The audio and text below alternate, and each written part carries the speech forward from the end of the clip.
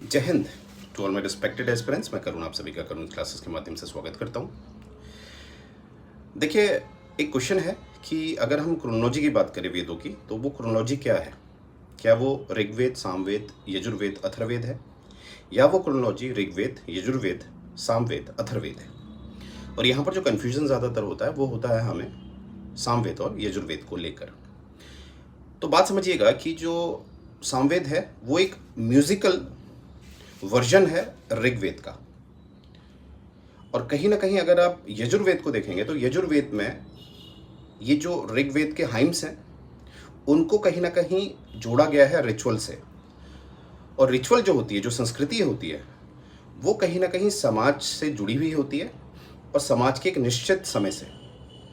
तो इसीलिए अगर आप जो श्लोक हैं, हाइम्स हैं ऋग्वेद के, उसको कहीं ना कहीं उस समय के रिचुअल से जोड़ रहे हैं जो कि यजुर्वेद में किया गया, तो उसमें समय लगता है।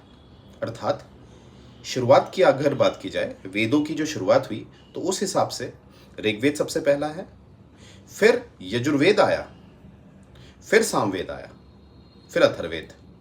तो सेकंड में कौन सा आया? यजुर्वेद। तीसरा आया सामवेद। पर अगर कंप्लीशन की बात करेंगे, क्योंकि यजुर्वेद में रिचुअल्स को जोड़ना था तो उसमें समय लगा, तो कंप्लीशन की बात करेंगे तो ऋग्वेद सबसे पहले कंप्लीट हुआ, सबसे पुराना है। उसके बाद सामवेद, उसके बाद यजुर्वेद, उसके बाद अथर्ववेद। तो आप समझ पाए होंगे, शुरुआती तौर पे देखा जाए तो यजुर्वेद पहले आता है, पर अगर उसको एंड देखा जाए, जब कंपाइलेशन पूरा हो गया है, कलेक्शन पूरा हो गया है, तो उसके हिसाब से सामवेद पहले आएगा।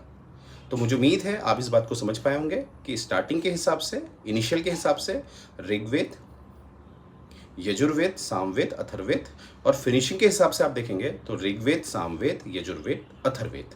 तो मुझे उम्मीद है ये डेटा आपके काम आएगा। जय हिंद गाइस।